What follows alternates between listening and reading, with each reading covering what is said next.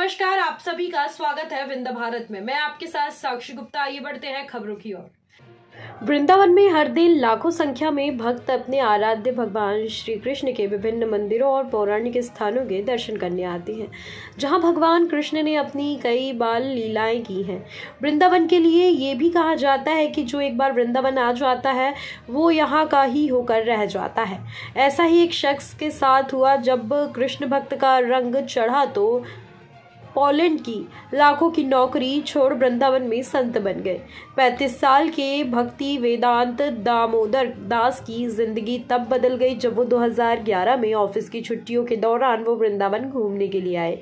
भक्ति का नशा ऐसा चढ़ा कि वो हमेशा के लिए वृंदावन कर होकर रह गए। जी हाँ, मूल रूप से वो लखनऊ के रहने वाले हैं और दामोदर ने बताया कि उनके घर में शुरू से ही भक्ति का माहौल था। उनके माता पिता हमेशा से ही रामायण गीता पढ़ा और पढ़ाया करते थे।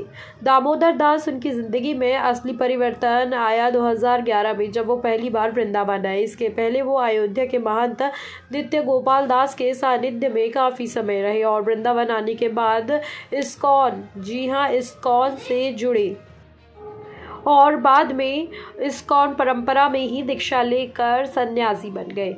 इससे पहले दामोदर ने लखनऊ से ही बीटेक की पढ़ाई की और फिर कई कंपनियों में बतौर इंजीनियर की नौकरी की। इसके बाद उन्हें पोलैंड में भी नौकरी करने का मौका मिला, जहां उन्हें लाखों की सैलरी मिलती थी, लेकिन तब तक उन पर कृष्ण भक्ति का असर पूरी तरीके से चढ़ चुका था और सिर्फ 3 महीने ही विदेश में नौकरी को छोड़कर 25 साल की उम्र में वृंदावन आकर रहने लगे।